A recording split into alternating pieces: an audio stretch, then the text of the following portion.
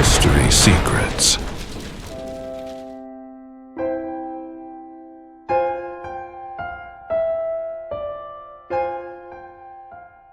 Uma ideia profundamente provocativa circula entre historiadores e estudiosos das religiões. E se a religião que hoje conhecemos como cristianismo não tiver sido fundada diretamente por Jesus?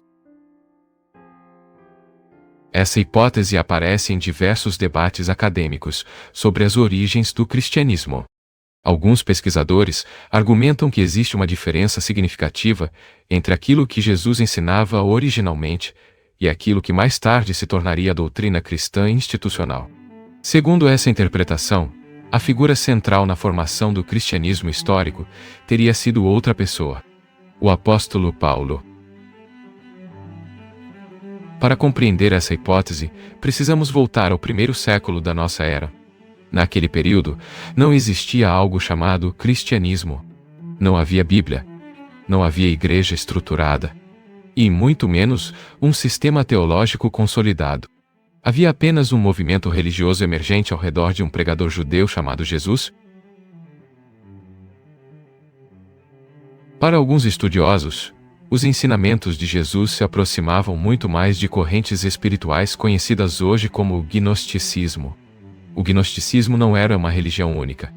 Era um conjunto de tradições espirituais que enfatizavam um elemento central: conhecimento interior. A palavra gnose significa conhecimento profundo. Mas não se trata de conhecimento intelectual comum.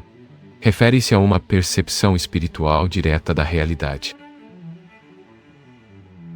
Dentro dessas tradições, acreditava-se que o universo possuía diferentes níveis de verdade.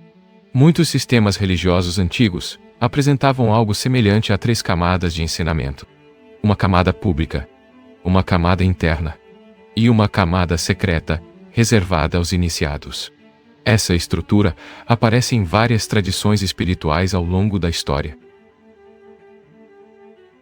Na camada pública, os ensinamentos costumam ser simples: mensagens morais, histórias simbólicas, orientações éticas para a vida cotidiana.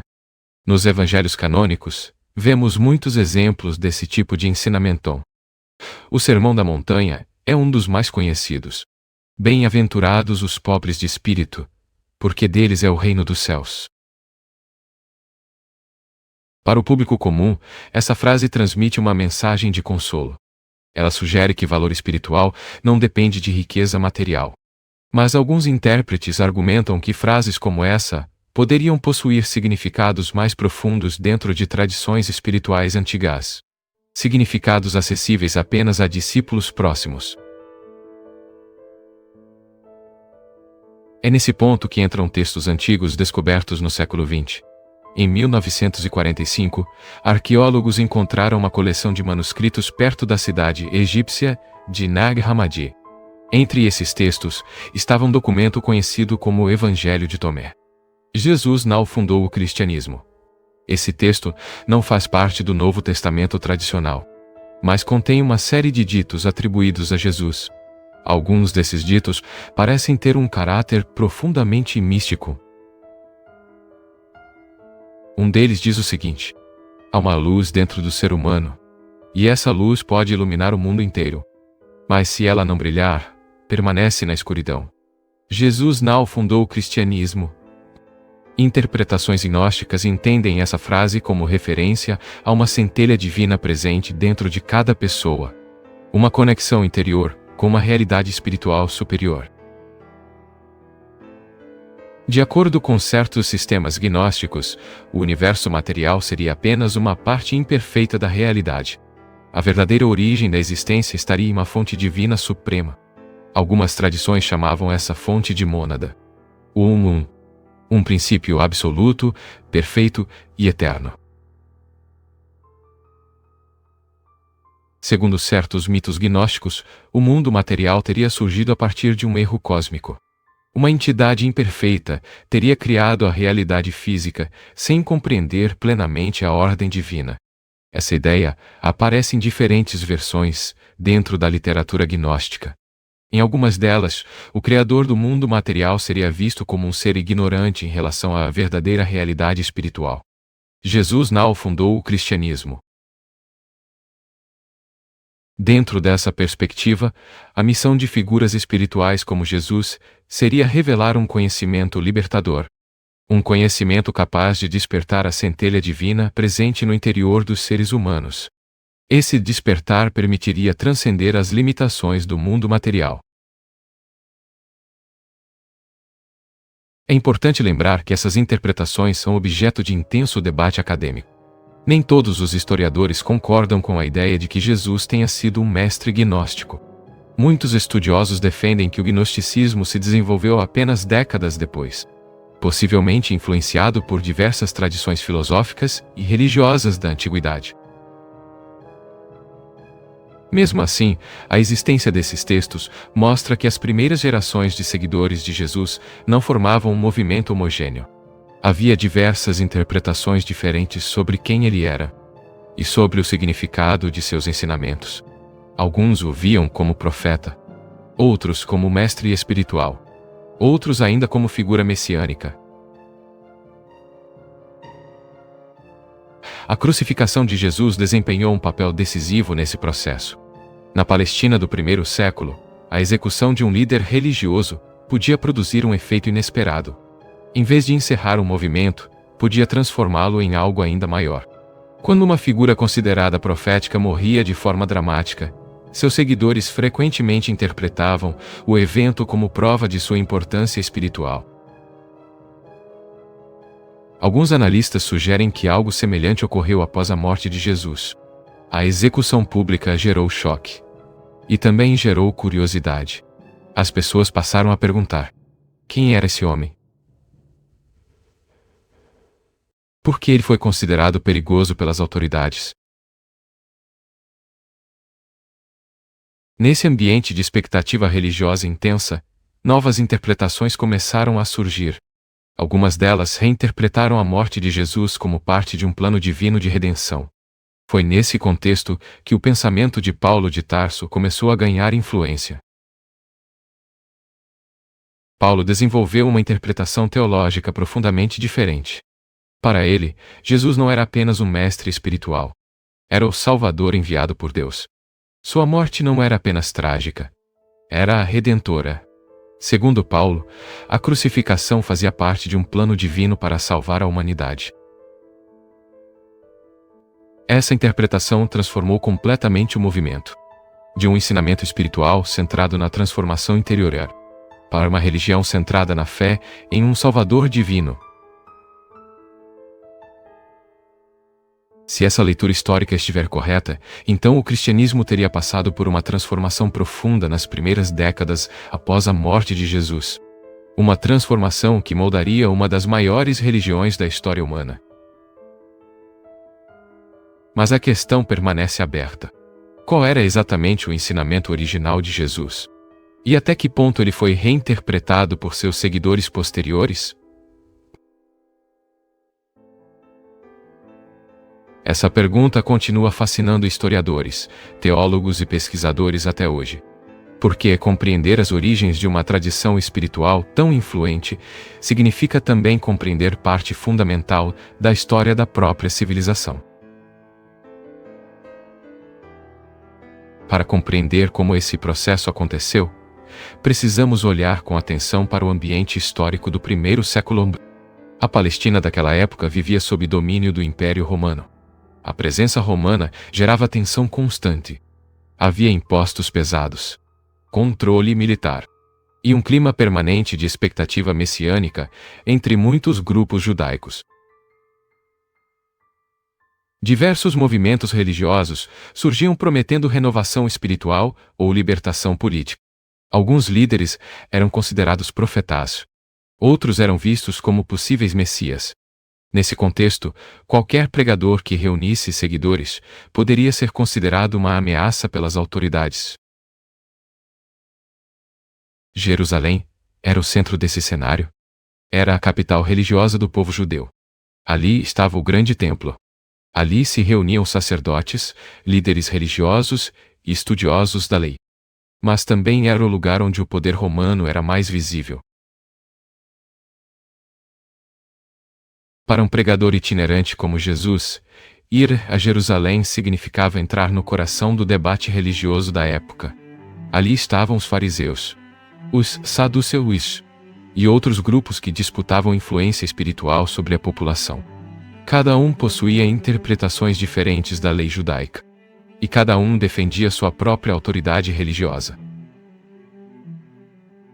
Um novo mestre que atraísse seguidores poderia facilmente gerar conflito, não apenas com as autoridades romanas, mas também com as lideranças religiosas estabelecidas. De acordo com algumas interpretações históricas, Jesus não possuía proteção política significativa. Ele não liderava um movimento armado, nem estava associado a uma facção poderosa. Isso tornava sua posição extremamente vulnerável. Para as autoridades romanas, profetas populares podiam representar um risco. Movimentos religiosos às vezes se transformavam em revoltas, e revoltas precisavam ser reprimidas rapidamente. A crucificação era uma das formas mais comuns de execução para quem fosse considerado um agitador político. Mas há um paradoxo curioso nesse processo. Execuções públicas destinadas a eliminar um movimento, às vezes produziam o efeito oposto. Elas podiam transformar a vítima em mártir. E mártires frequentemente se tornam símbolos poderosos. Quando alguém morre defendendo uma mensagem, essa morte pode amplificar o impacto da própria mensagem. Seguidores passam a ver o acontecimento como prova de autenticidade. Um mestre que aceita a morte por aquilo que ensina pode parecer ainda mais convincente. Esse fenômeno aparece diversas vezes na história.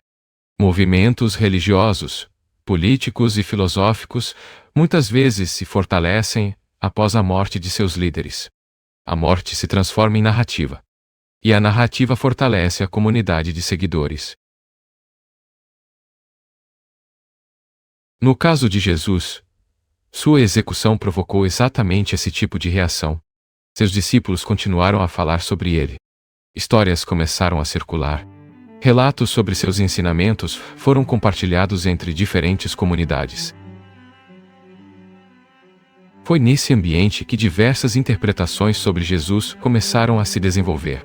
Algumas comunidades enfatizavam suas mensagens morais. Outras destacavam experiências espirituais associadas a ele. E outras começaram a interpretá-lo como uma figura messiânica que teria um papel cósmico na história. Entre essas interpretações, a visão desenvolvida por Paulo de Tarso acabaria se tornando a mais influente. Paulo não havia sido um discípulo direto de Jesus durante sua vida, mas teve experiências religiosas profundas que o levaram a interpretar a figura de Jesus de forma completamente nova. Segundo Paulo, a morte de Jesus tinha um significado universal. Não era apenas a morte de um mestre espiritual. Era um evento cósmico. Um ato de redenção para toda a humanidade. Essa interpretação transformou radicalmente a mensagem original do movimento. Em vez de um caminho espiritual centrado no autoconhecimento e na transformação interior, a nova teologia colocava o foco na fé em Cristo. A salvação passava a depender da crença em sua morte e ressurreição. Esse modelo teológico era muito mais simples de transmitir, e também muito mais acessível a populações fora do contexto judaico. Isso permitiu que o movimento se expandisse rapidamente pelo mundo romano. Comunidades cristãs começaram a surgir em várias cidades.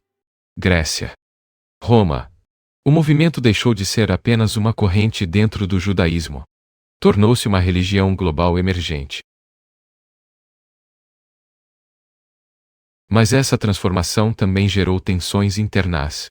Alguns grupos continuaram defendendo interpretações mais místicas ou filosóficas dos ensinamentos de Jesus. Outros adotaram a teologia mais estruturada apresentada por Paulo.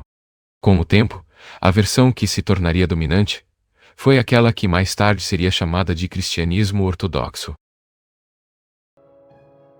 Outras correntes, como diversas formas de gnosticismo, acabaram sendo consideradas heréticas pelas autoridades da Igreja nascente. Muitos de seus textos desapareceram. Outros sobreviveram apenas em fragmentos. Alguns foram redescobertos séculos depois, como aconteceu com os manuscritos de Nag Hammadi. Essas descobertas modernas reacenderam debates sobre as origens do cristianismo. Elas mostraram que os primeiros séculos dessa tradição religiosa foram muito mais diversos do que se imaginava. Havia múltiplas interpretações, múltiplas comunidades e múltiplas formas de compreender a figura de Jesus. Talvez nunca possamos reconstruir completamente o que aconteceu naquele período. A maioria das fontes históricas foi escrita décadas depois dos eventos, e muitas vozes desapareceram ao longo do tempo. Mas o que sabemos hoje é suficiente para revelar algo fascinante. O nascimento do cristianismo foi um processo complexo, um processo marcado por debates, interpretações e profundas transformações teológicas. Compreender esse processo não diminui a importância histórica do cristianismo. Pelo contrário, mostra como ideias espirituais podem evoluir, se adaptar e influenciar civilizações inteiras. Porque, no final, religiões não são apenas sistemas de crença. Elas também são narrativas históricas. Narrativas que continuam sendo reinterpretadas por cada nova geração. E talvez seja justamente essa capacidade de transformação que explica por que certas ideias atravessam séculos e continuam moldando a história humana. O que chamamos de história é construído a partir de evidências sobreviventes, fragmentos do passado que conseguiram atravessar os séculos. Mas se tantas evidências se perderam com o tempo, até que ponto a história que conhecemos está realmente completa? Story Secrets. Porque alguns segredos da história ainda estão esperando para serem revelados.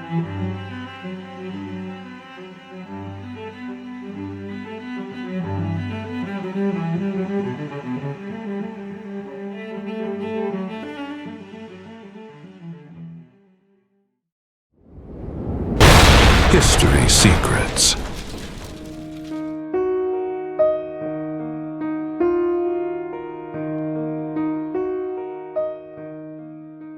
Durante muito tempo, as melhores universidades do mundo não estavam onde muitos imaginam. Elas não estavam nos Estados Unidos. No final do século XIX, o centro do conhecimento global estava na Alemanha. Era ali que se concentravam os maiores avanços científicos, os pesquisadores mais respeitados e a maior parte dos futuros ganhadores do Prêmio Nobel. A França vinha logo atrás, seguida pelo Reino Unido. A América, nesse cenário, praticamente não existia no mapa acadêmico. Mas algo começou a mudar. Os Estados Unidos passaram a investir de forma agressiva em universidades de pesquisa. Criaram estruturas inéditas, ampliaram financiamento e começaram a atrair talentos internacionais. E então veio um evento decisivo: a Segunda Guerra Mundial.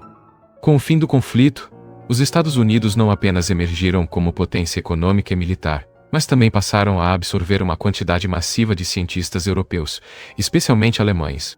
Esse movimento alterou o eixo do conhecimento global. Gradualmente, as melhores universidades do mundo passaram a estar em solo americano. Harvard, Yale e Princeton. Instituições que não apenas produziam conhecimento, mas começavam a definir os critérios de poder dentro da sociedade.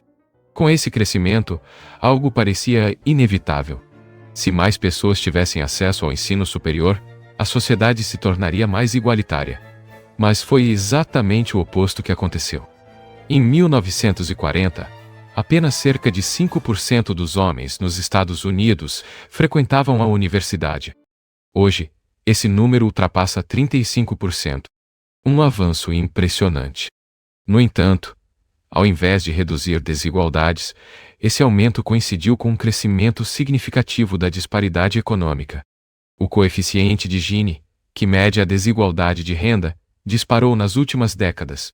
Os Estados Unidos passaram a figurar entre as sociedades mais desiguais do mundo.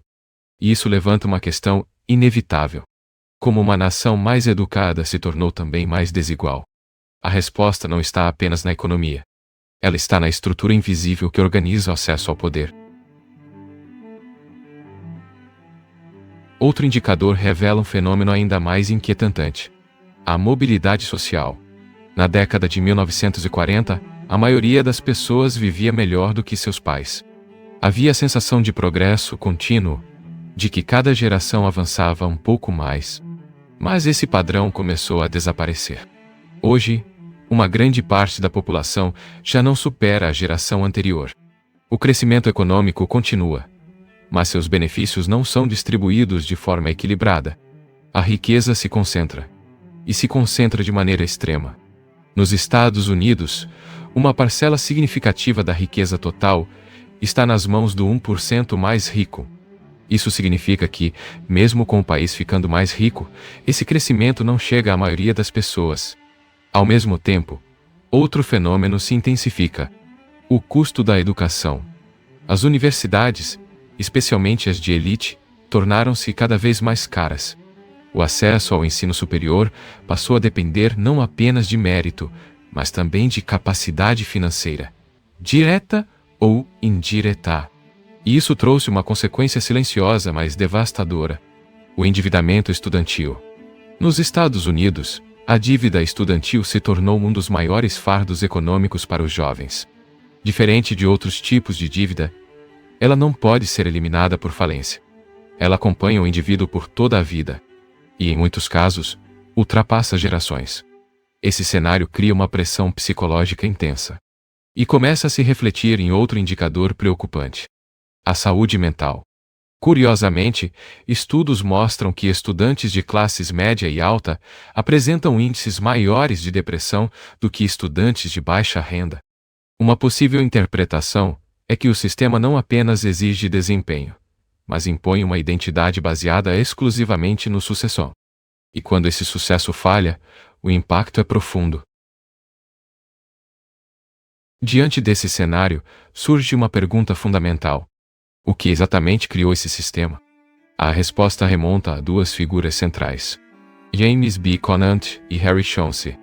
Conant, presidente de Harvard por décadas, foi um dos principais responsáveis por transformar a universidade em uma potência global. Ele introduziu o uso de testes padronizados, como o SEA, com o objetivo declarado de identificar talentos em todo o país. A ideia parecia meritocrática: selecionar os melhores, independentemente de origem. Mas havia um detalhe estrutural. O sistema foi desenhado dentro de Harvard. E, inevitavelmente, passou a refletir os interesses de Harvard. Harry Chauncey, por sua vez, levou essa lógica ainda mais longe. Ao assumir um papel central na criação da Educational Testing Service, ele expandiu o modelo de avaliação padronizada para todo o país. IELTS, TOEFL, GRE. Testes que hoje definem o acesso às principais instituições do mundo. Juntos, esses dois homens ajudaram a consolidar o que hoje conhecemos como meritocracia moderna. Um sistema que promete igualdade de oportunidades, mas que, na prática, reorganiza o acesso ao poder. E os resultados são evidentes. Em 1940, cerca de 90% dos candidatos eram aceitos em Harvard. Hoje, esse número caiu para aproximadamente 5%. O acesso se tornou extremamente seletivo. E, ao mesmo tempo, extremamente poderoso. O fundo patrimonial de Harvard ultrapassa dezenas de bilhões de dólares. Uma riqueza comparável à de muitos países. E essa riqueza não é apenas financeira. Ela se traduz em influência. Graduados dessas instituições dominam posições-chave na sociedade. Política, economia, academia, justiça. A elite americana, em grande parte, passa por essas universidades. E, muitas vezes, nem percebe isso. Existe uma desconexão curiosa. Quando questionados, muitos membros dessas elites não reconhecem o próprio domínio. Acreditam que ocupam essas posições por mérito individual, sem perceber a estrutura coletiva que sustenta esse padrão. Isso levanta uma hipótese importante. O poder mais eficaz não é aquele que se impõe de forma explícita. É aquele que se torna invisível para quem o exerce. Mas o acesso a essas universidades não é o único fator. Existe um segundo nível, mais discreto. mais exclusivo. Dentro dessas instituições, existem clubes sociais e sociedades que funcionam como redes de influência. Em Yale, por exemplo, existe a famosa Skull Bonds, uma sociedade frequentemente associada a figuras de alto poder político e econômico. Em Princeton, clubes como o Ivy Club desempenham um papel semelhante. Esses espaços não são apenas sociais. Eles funcionam como ambientes de conexão estratégica. E, em muitos casos, moldam trajetórias de poder. Um exemplo emblemático ocorreu nas eleições presidenciais de 2004. George W. Bush e John Kerry. Ambos candidatos. Ambos membros da mesma sociedade secreta em Yale. Esse tipo de coincidência levanta questionamentos. Até que ponto o sistema político é realmente competitivo? Ou até que ponto ele opera dentro de um círculo fechado? Essas perguntas não têm respostas simples, mas indicam que o conceito de meritocracia pode ser mais complexo do que parecer, e talvez mais estruturado do que imaginamos. Existe um momento em que um sistema deixa de ser apenas eficiente e passa a se tornar autorreferente. Ou seja, ele não apenas seleciona os melhores, ele passa a reproduzir a si mesmo. Nos Estados Unidos, esse fenômeno pode ser observado com clareza quando analisamos quem ocupa posições de poder. Um estudo publicado na revista Human Nature investigou a origem educacional da elite americana. Os resultados foram consistentes. Uma parcela desproporcional dessas posições é ocupada por graduados de um grupo muito específico de universidades: Harvard, Yale, Princeton, MIT, Stanford. A chamada elite acadêmica. Mas o dado mais intrigante não é apenas a concentração. É a percepção. Quando membros dessas instituições foram questionados sobre quantos de seus colegas também vieram dessas universidades, a maioria subestimou drasticamente esse número. Ou seja, eles não reconhecem a própria concentração de poder. Isso sugere algo mais profundo. Um sistema que se naturaliza, que se torna invisível. E justamente por isso, difícil de ser questionado. Essa estrutura não apenas define quem sobe, ela também influencia como decisões são tomadas. Um exemplo claro disso pode ser observado na crise financeira de 2008. Naquele momento, o sistema econômico americano entrou em colapso. Bancos quebraram. Milhões de pessoas perderam suas casas. E o governo precisou agir rapidamente.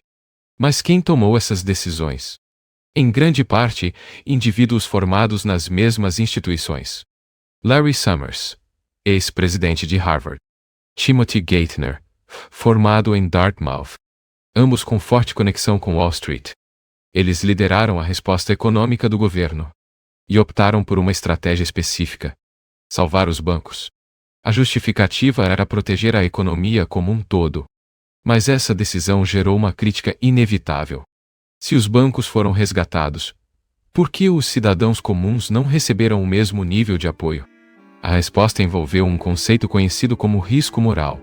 A ideia de que, se indivíduos não enfrentarem as consequências de seus erros, tenderão a repeti-los. Curiosamente, esse argumento foi aplicado de forma seletiva. Instituições financeiras foram salvas. Indivíduos comuns, em grande parte, não. Isso criou uma sensação de injustiça. E essa sensação não desapareceu. Ela se acumulou. Alguns anos depois, esse sentimento se manifestaria politicamente. Barack Obama foi eleito com a promessa de mudança. Ele representava para muitos a possibilidade de ruptura com o sistema. Mas sua equipe econômica era composta por membros do mesmo círculo institucional. Isso gerou uma percepção de continuidade, não de transformação. E ao longo do tempo, essa frustração encontrou outro canal. Donald Trump. Sua ascensão não pode ser compreendida apenas como um fenômeno isolado. Ela pode ser interpretada como uma reação. Uma resposta ao sentimento de que o sistema estava fechado. Que as regras do jogo favoreciam sempre os mesmos. E que a meritocracia, na prática, não era tão aberta quanto parecia. Essa interpretação não é absoluta, mas ajuda a entender a dinâmica de polarização que se intensificou nos últimos anos. Paralelamente a esse cenário político, existe uma dimensão menos visível: a dimensão psicológica. O sistema meritocrático não apenas organiza oportunidades, ele molda comportamentos e, em muitos casos, identidades. Dentro desse modelo, o sucesso se torna o principal critério de valor. Notas, desempenho, resultados, tudo passa a ser medido. E isso altera profundamente a relação com o aprendizado. Antes, o fracasso era visto como parte do processo, uma etapa necessária para o desenvolvimento. Hoje, ele é evitado a qualquer custo, porque falhar pode significar perder posição no sistema. Isso gera um efeito colateral importante: a redução da experimentação. Sem espaço para erro, não há espaço para descoberta. Sem descoberta, o aprendizado se torna superficial e orientado apenas para resultados imediatos. Além disso, o tempo individual também é afetado. A rotina de um estudante moderno é altamente estruturada. Escola, tarefas, atividades extracurriculares. Cada minuto é planejado. Isso reduz drasticamente o espaço para a reflexão, para pensar sem objetivo imediato, para explorar ideias sem pressão de desempenho. E essa ausência de reflexão compromete uma habilidade essencial: a capacidade de aprender de forma autônoma. Sem essa capacidade, o indivíduo se torna dependente do sistema. Ele aprende o que é necessário para avançar, mas não necessariamente para compreender. Outro efeito importante é a transformação da motivação. O aprendizado deixa de ser um fim em si mesmo e passa a ser um meio para alcançar status, reconhecimento, poder. Isso cria um perfil específico de comportamento, mais utilitarista, mais orientado a resultados, e muitas vezes menos aberto ao questionamento. Porque questionar pode significar desviar do caminho esperado, e isso pode ter custos. Essa lógica também influencia a forma como professores atuam. Em um sistema altamente competitivo, avaliações se tornam centrais, e alunos passam a reagir diretamente a essas avaliações. Notas baixas geram reclamações. Pressões institucionais aumentam. E, gradualmente, o espaço para ensino desafiador diminui. Porque desafiar implica risco. E risco não é bem-vindo em um ambiente onde tudo é medido. Diante de tudo isso, surge uma hipótese relevante. A meritocracia, ao invés de promover igualdade, pode estar reforçando desigualdades, não apenas econômicas, mas cognitivas. Em vez de formar indivíduos mais autônomos e críticos, o sistema pode estar produzindo perfis altamente adaptados e, ao mesmo tempo, limitados. Limitados pela própria estrutura que os recompensa. Essa não é uma conclusão definitiva, mas é uma leitura possível e talvez necessária, porque entender o funcionamento do sistema é o primeiro passo para questioná-lo e, eventualmente, transformá-lo. Existe uma ideia que raramente é questionada: a de que as pessoas mais bem-sucedidas são também as mais preparadas. Mas e se essa relação não for tão direta quanto parece? E se o sucesso, dentro desse sistema, depender de fatores que vão além da competência? Ao observar perfis altamente bem-sucedidos, surge um padrão curioso. Muitos deles carregam histórias de trauma, experiências intensas, situações limite. Não como exceção, mas como recorrência. Uma possível interpretação é que essas experiências funcionam como combustível, transformam dor em impulso, pressão em produtividade e, em alguns casos, fragilidade em desempenho extremo. Mas isso levanta uma questão delicada. Esse tipo de sucesso é sustentável? Ou ele cobra um preço invisível? Um exemplo ilustrativo ajuda a entender essa dinâmica. Johnny Kim, ex-integrante das Forças Especiais, médico formado em Harvard e astronauta da NASA. Um perfil que representa, quase perfeitamente, o ideal de excelência do sistema. Mas por trás dessa trajetória existe uma história marcada por violência familiar, trauma profundo e um processo de reconstrução pessoal. Isso não invalida suas conquistas. mas sugere que, muitas vezes, o desempenho extraordinário não surge apenas de talento ou disciplina. Ele pode ser resultado de uma adaptação às circunstâncias extremas. E isso muda a forma como interpretamos o conceito de mérito. Outro ponto relevante é a consistência ideológica dessas figuras públicas. Muitos líderes contemporâneos apresentam mudanças significativas de posicionamento ao longo do tempo. J.D. Vance, por exemplo, inicialmente criticava duramente Donald Trump. Posteriormente, passou a apoiá-lo.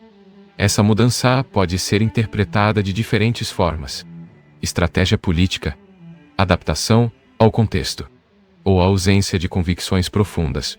Essa última hipótese é controversa, mas levanta uma reflexão importante. Até que ponto o sistema incentiva a autenticidade? E até que ponto ele recompensa a adaptação? Se o principal objetivo é alcançar o sucesso dentro de uma estrutura específica, faz sentido que indivíduos ajustem seu discurso para se alinhar com o que é esperado. Isso não significa necessariamente falta de caráter, mas indica um ambiente onde a coerência pode ser secundária em relação à eficácia. E isso reforça a ideia de que o sistema não apenas seleciona talentos, ele molda comportamentos. Ao longo do tempo, esses padrões começam a gerar consequências coletivas. Uma delas é o aumento da desigualdade. Outra é a fragmentação social. Divisões políticas mais intensas. Conflitos ideológicos mais frequentes. E uma sensação crescente de desconexão entre diferentes grupos da sociedade. Essa fragmentação não surge de forma espontânea. Ela pode ser resultado de um sistema que concentra poder e recursos em uma parcela muito pequena da população. E que, ao fazer isso, cria distâncias difíceis de atravessar. Além disso, existe um efeito menos visível, mas igualmente importante: a transformação do conceito de sucesso. Antes da consolidação da meritocracia moderna, o sucesso estava associado a valores como curiosidade, abertura e capacidade de aprender com o erro. Fracassar não era um problema. Era parte do processo. Um mecanismo de aprendizado. Hoje, essa lógica foi invertida. O fracasso passou a ser evitado, porque ele impacta métricas, notas, indicadores e, consequentemente, oportunidades. Isso cria um ambiente onde errar deixa de ser aceitável. E sem erro, não há experimentação. Sem experimentação, não há inovação real. Outro elemento fundamental é o tempo.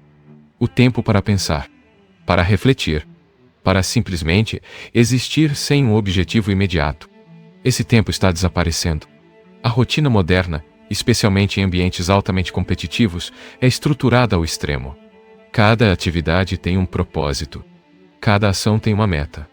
E isso reduz drasticamente a possibilidade de introspecção. Sem introspecção, o indivíduo perde a capacidade de se compreender. E sem essa compreensão, o aprendizado se torna superficial, reativo, condicionado. Esse conjunto de fatores contribui para um cenário paradoxal. Pessoas altamente qualificadas, com acesso a recursos, com trajetórias impressionantes, mas, em muitos casos, desconectadas de um propósito mais profundo. E isso pode explicar por que, apesar do aumento de oportunidades, os índices de ansiedade e depressão continuam crescendo, especialmente entre jovens. A pressão por desempenho constante, a ausência de espaço para erro e a necessidade de validação contínua. Tudo isso cria um ambiente psicologicamente exigente e, em alguns casos, insustentável. Diante desse quadro, surge uma conclusão provocativa. A meritocracia, como sistema, pode estar produzindo resultados eficientes, mas não necessariamente saudáveis. Ela organiza, seleciona, recompensa, mas também limita, pressiona e, em certos aspectos, distorce. Essa não é uma rejeição total do modelo, mas uma análise de suas consequências. E talvez o ponto central não seja abandonar o sistema, mas compreendê-lo, identificar suas falhas e reconhecer seus limites, porque apenas assim é possível buscar alternativas, mesmo que parciais, mesmo que imperfeitas. Cardinal A documentário. Bloco 4. Se o sistema não pode ser facilmente mudado, então a pergunta muda de direção. O que um indivíduo pode fazer dentro dele? Essa não é uma questão simples. Porque reconhecer as limitações de uma estrutura não significa escapar dela, mas talvez signifique interagir com ela de forma diferente. Uma possível resposta começa com uma mudança de perspectiva. O sucesso, como definido pela meritocracia, está profundamente ligado a reconhecimento externo. Notas, títulos, instituições, status. Mas existe outra forma de definir sucesso. Uma forma menos visível. E talvez mais difícil de medir. O desenvolvimento interno. A capacidade de aprender continuamente. De se adaptar. De refletir. De construir sentido a partir da própria experiência. Antes da consolidação desse modelo atual, havia uma compreensão mais orgânica do aprendizado. Ser mente aberta era essencial. Reconhecer que não se sabe tudo. Fazer perguntas. Ouvir. Observar. Esse tipo de postura criava espaço para crescimento real. E, dentro desse processo, o fracasso desempenhava um papel central. Ele não era evitado. Era utilizado. Como ferramenta. Como sinal. Como ponto de partida para a reflexão. E essa reflexão levava a algo fundamental. Resiliência. A capacidade de continuar. De ajustar. De evoluir. Esse ciclo. Erro, reflexão, adaptação. Era, em muitos contextos, a base do desenvolvimento pessoal. Mas esse ciclo foi enfraquecido. Porque o sistema atual não recompensa esse tipo de processo. Ele recompensa resultados imediatos. Performance mensurável. Indicadores objetivos. E isso cria um conflito entre aprender de verdade e parecer competente. Quando a aparência de competência se torna mais importante do que o aprendizado real, algo se perde. A curiosidade diminui.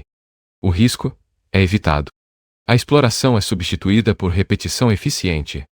E, com o tempo, o indivíduo se torna altamente funcional, mas menos criativo, menos questionador, menos livre.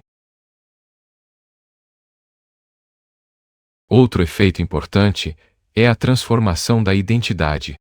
Quando alguém passa por instituições altamente prestigiadas, existe uma tendência natural de associar valor pessoal a essa experiência. Eu fui para Harvard. Eu fui para Yale. Essas frases carregam peso e, em muitos casos, geram uma sensação de superioridade, mesmo que implícita. Mas essa associação pode ter um efeito colateral. Ela reduz a disposição para aprender. Porque, se você acredita que já chegou ao topo, por que continuar questionando? Além disso, surge uma lógica utilitarista. O conhecimento passa a ser avaliado não pelo que ele é, mas pelo que ele proporciona. Se algo não contribui diretamente para o sucesso, ele perde valor. Isso limita o campo de interesse, reduz a diversidade de experiências e empobrece o processo de aprendizado. Outro ponto crítico é a relação com o tempo. Em um sistema orientado por desempenho, cada minuto precisa ser produtivo.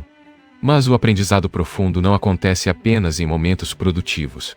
Ele acontece também no ócio, na pausa, na contemplação, na ausência de objetivo imediato. Quando esse espaço desaparece, algo essencial também desaparece. A capacidade de pensar de forma independente. Diante disso, uma alternativa começa a se delinear. Não como solução definitiva, mas como estratégia possível. Aprender fora do sistema. Ou, pelo menos, além dele. Isso não significa rejeitar completamente instituições formais, mas significa não depender exclusivamente delas. Buscar conhecimento de forma ativa, autônoma, curiosa, desconectada de métricas imediatas. Esse tipo de abordagem exige disciplina, mas também exige coragem, porque implica aceitar o fracasso, aceitar a incerteza e, muitas vezes, seguir caminhos que não são reconhecidos pelo sistema. Mas pode oferecer algo que o sistema não entrega com facilidade: a autenticidade. Outro aspecto importante é a redefinição de sucesso. Se o sucesso deixa de ser apenas status e passa a incluir crescimento pessoal, aprendizado contínuo e coerência interna, então as escolhas também mudam. O foco deixa de ser apenas chegar e passa a ser como chegar. E, talvez mais importante, por que chegar? Essa mudança não elimina as pressões externas, mas altera a forma como elas são interpretadas. E isso pode reduzir o impacto psicológico do sistema, porque o valor pessoal deixa de depender exclusivamente de validação externa. No entanto, essa abordagem também tem limitações. Ela não resolve desigualdades estruturais, não altera a concentração de poder e não elimina barreiras institucionais, mas oferece algo que está ao alcance do indivíduo: consciência. E a partir dela, escolha. Talvez esse seja o ponto central. Não se trata apenas de criticar a meritocracia, mas de entender como ela funciona, como ela influencia decisões e como ela molda expectativas. Porque, ao compreender essas dinâmicas, torna-se possível navegar por elas com mais clareza e, em alguns casos, com mais liberdade. A questão, então, permanece em aberto. Se o sistema não muda facilmente, e se suas consequências já são visíveis, qual é o papel de quem participa dele? Aceitar, adaptar ou transformar? Talvez não exista uma única resposta, mas a reflexão por si só já é um ponto de partida. Ao longo deste documentário, exploramos evidências, relatos e descobertas que tentam explicar esse evento histórico. Mas uma pergunta continua sem resposta. Se tudo aconteceu exatamente como acreditamos, então por que existem tantos registros contraditórios? Por que certos detalhes parecem ter desaparecido da história oficial? Talvez porque esse mistério ainda não tenha sido totalmente resolvido. E, talvez, ainda existam pistas, esperando para serem descobertas. Este foi History Secrets. Porque alguns segredos da história ainda estão esperando para serem revelados.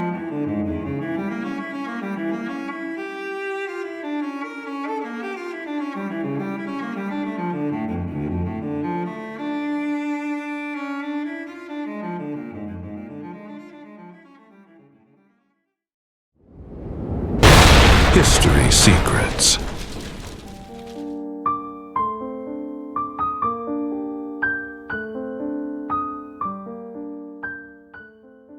Existe uma forma silenciosa de poder que poucos percebem. Ela não se baseia em justiça, nem em mérito puro. Ela funciona como investimento. E quando você entende isso, tudo muda. Harvard, Yale, Princeton. Essas instituições não operam apenas como universidades. Elas funcionam como fundos de capital de risco. Isso parece estranho no início, mas faz sentido quando você observa o comportamento delas. Imagine duas possibilidades. A primeira é segura, previsível. Baixo risco, retorno estável. A segunda é incerta, caótica. Pode falhar completamente ou explodir em algo gigantesco. Qual você escolheria? Essa é exatamente a lógica que guia essas universidades. Elas não estão interessadas apenas em alunos bons. Elas estão interessadas em apostas. Pessoas que podem dar errado, mas que, se derem certo, mudam o mundo. E ao fazer isso, elevam o nome da instituição. Não se trata apenas de formar profissionais. Trata-se de construir símbolos. Porque no final, ninguém lembra das centenas de alunos estáveis. As pessoas lembram dos poucos que se tornam extraordinários. Essa é a base do jogo. E é por isso que o sistema parece tão estranho quando visto de fora. Ele não busca equilíbrio. Ele busca impacto. Para entender isso com mais clareza, É preciso observar como essas decisões são feitas. Não apenas com números, mas com leitura de potencial. E potencial, nesse contexto, não significa estabilidade. Significa intensidade. Pegue um exemplo concreto. Um aluno com boas notas, comportamento correto, trajetória limpa.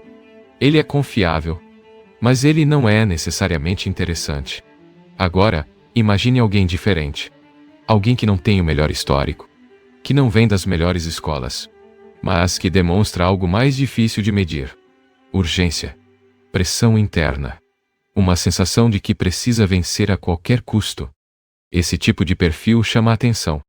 Não porque é seguro, mas porque é imprevisível. E imprevisibilidade, nesse sistema, é sinônimo de possibilidade. Quando um avaliador olha para uma candidatura, ele não está apenas analisando dados. Ele está tentando responder uma pergunta silenciosa.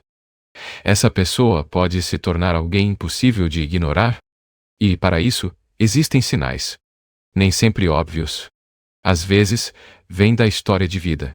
Um aluno que cresceu em condições difíceis, que precisou se adaptar constantemente, que enfrentou rejeição, que teve que lutar por cada pequeno avanço. Esse tipo de trajetória revela algo fundamental: resistência. Mas não apenas isso. Revela também uma inquietação interna, uma incapacidade de aceitar limites impostos. E isso, paradoxalmente, é valorizado. Porque pessoas assim raramente se contentam com pouco. Elas não querem apenas estabilidade. Elas querem transformação. Existe um padrão psicológico por trás disso. Uma combinação específica de fatores: desespero, insegurança e uma certa flexibilidade moral. O desespero cria urgência. A insegurança cria fome. E a flexibilidade moral remove barreiras. Essa combinação pode ser perigosa, mas também pode ser extremamente poderosa. Porque gera indivíduos que não param, que não se satisfazem, que continuam avançando, mesmo quando já alcançaram mais do que a maioria. E é exatamente esse tipo de pessoa que o sistema procura. Não porque seja saudável, mas porque gera resultados. Isso revela algo mais profundo. O sistema não está apenas selecionando talentos. Ele está selecionando padrões de comportamento. E esses padrões, muitas vezes, estão ligados a experiências difíceis, ambientes competitivos, pressões familiares, sensação constante de inadequação. Tudo isso contribui para formar indivíduos altamente produtivos, mas também profundamente inquietos. E aqui surge uma questão importante.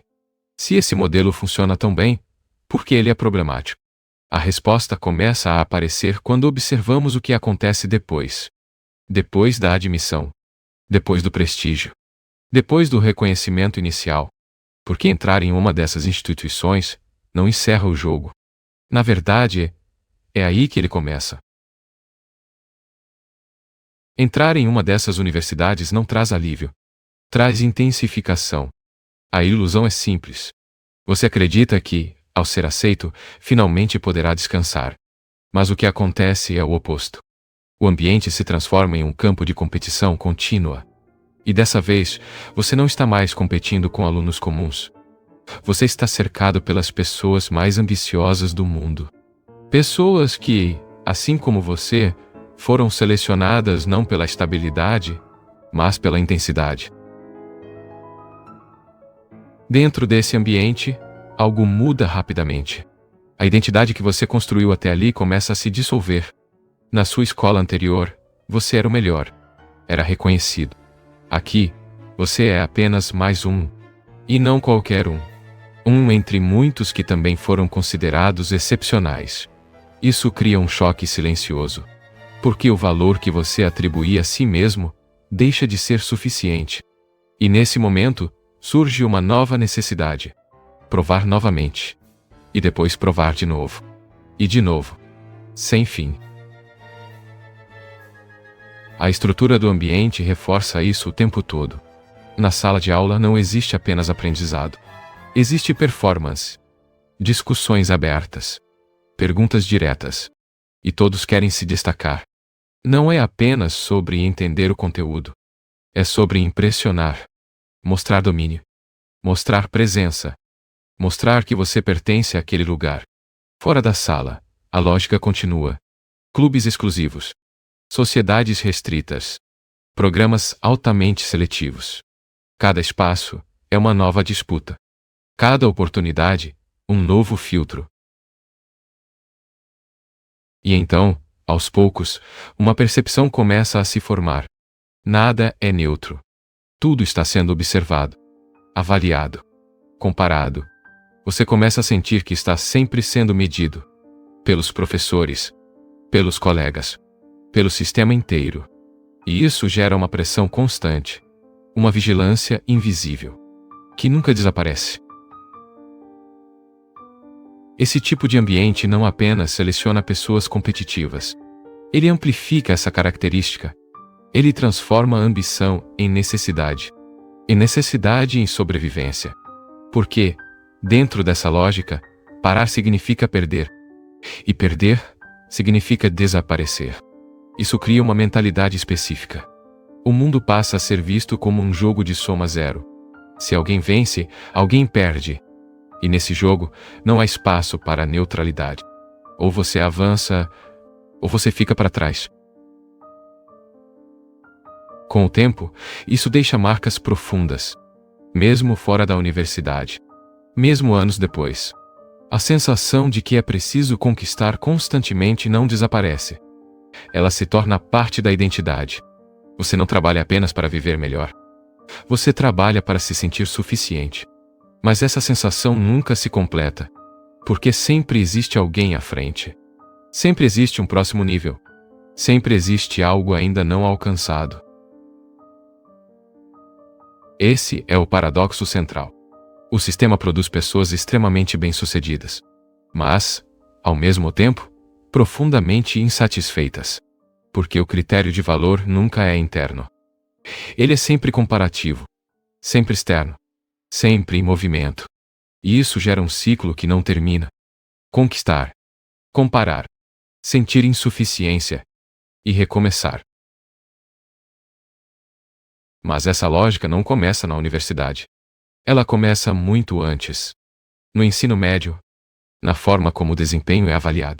Na maneira como o sucesso é definido. E, principalmente, na forma como as crianças são preparadas para esse sistema. Porque, para sobreviver nesse ambiente, você precisa ter sido moldado para ele. Antes da universidade, existe um processo invisível. Um tipo de preparação que não aparece nos currículos, mas que define quem consegue avançar. Esse processo começa na formação. Na maneira como uma pessoa aprende a se ver no mundo. E, principalmente, na forma como aprende a buscar valor. Existem essencialmente dois caminhos, dois modelos de formação. O primeiro é baseado em estabilidade emocional. Os pais dizem: você é importante independentemente do que faz. Existe apoio constante, segurança. A criança cresce sabendo que tem valor, mesmo quando falha, mesmo quando não vence. Esse tipo de formação gera indivíduos equilibrados, capazes de viver com satisfação, mas raramente obcecados. O segundo caminho é diferente, mais sutil e mais comum do que parece. O afeto não desaparece completamente, mas se torna condicional. Ele depende de desempenho, resultados, reconhecimento externo.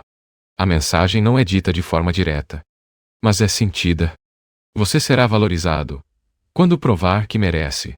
E isso muda tudo.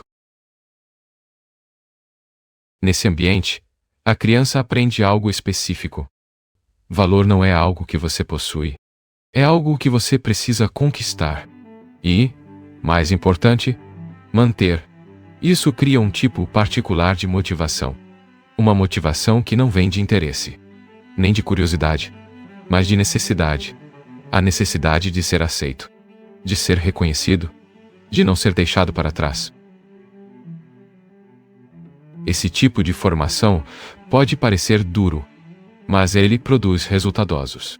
Algumas crianças não apenas se adaptam, elas prosperam.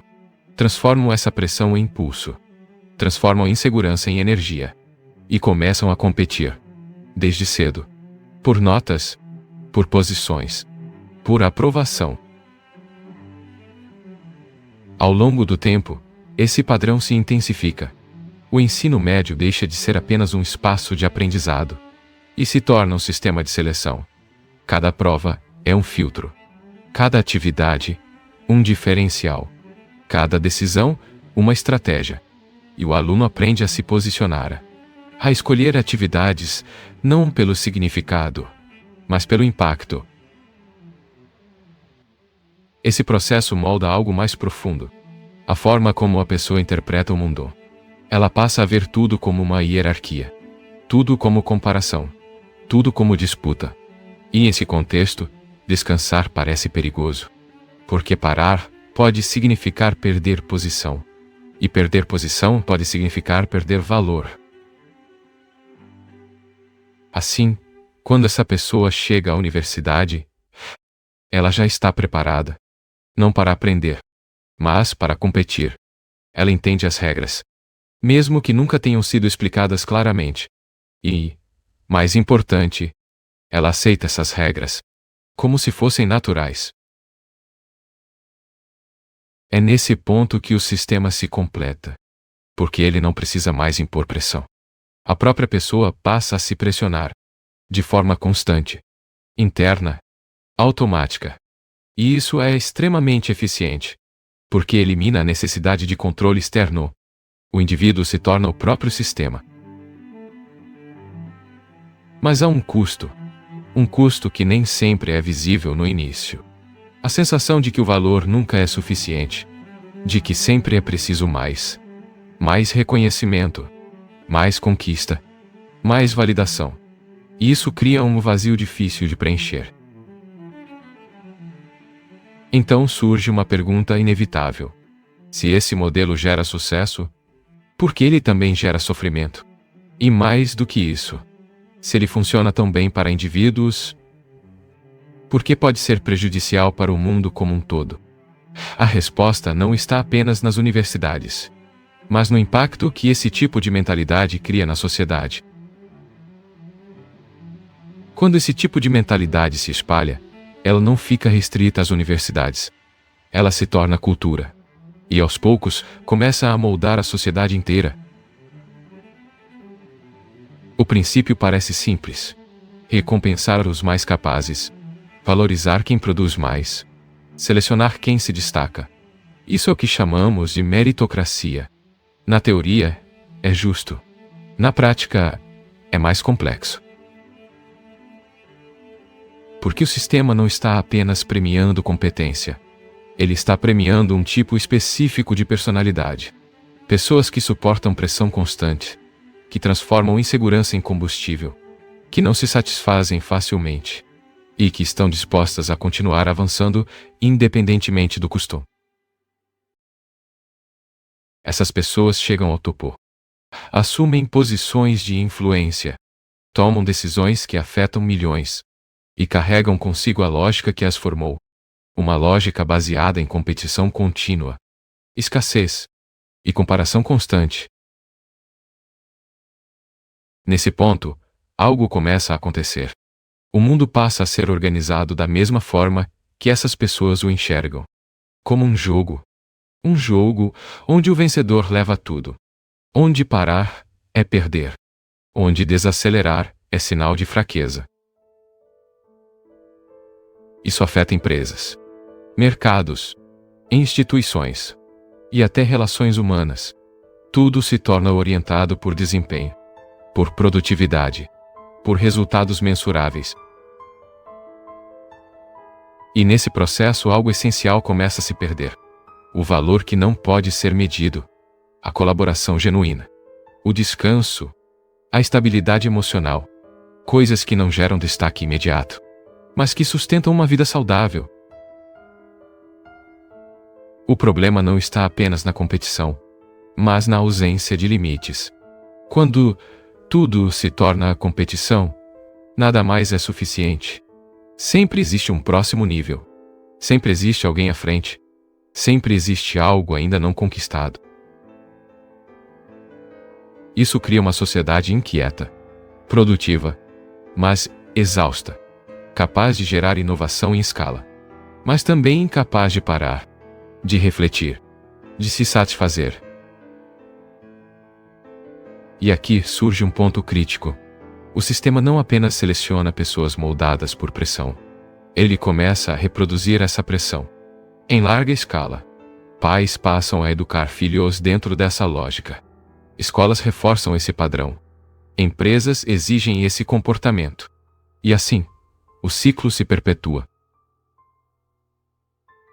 O que antes era um mecanismo de seleção, se torna um modelo de vida, uma forma dominante de existir. E nesse modelo, o valor humano é constantemente condicionado ao desempenho, ao reconhecimento, à posição. Isso levanta uma reflexão inevitável. Se o sistema produz sucesso, mas ao mesmo tempo produz ansiedade, insegurança e insatisfação, qual é o verdadeiro custo? E mais importante, esse custo está sendo reconhecido? Ou está sendo ignorado? Porque os resultados parecem bons demais para questionar? Talvez o ponto central não seja rejeitar o sistema, mas compreendê-lo. Entender como ele funciona, que tipo de pessoas ele favorece, e que tipo de mundo ele está construindo. Porque no final, a pergunta não é apenas quem vence, mas que tipo de vida estamos criando ao tentar vencer. Durante séculos, historiadores acreditaram que essa história já estava completamente compreendida. Mas recentemente, novas evidências começaram a surgir. Artefatos inesperados, registros esquecidos, indícios que podem mudar tudo o que pensamos saber sobre esse período. A pergunta agora não é apenas o que aconteceu. O que mais ainda está escondido? Este é a história Secrets. Porque alguns segredos da história ainda estão esperando para serem revelados.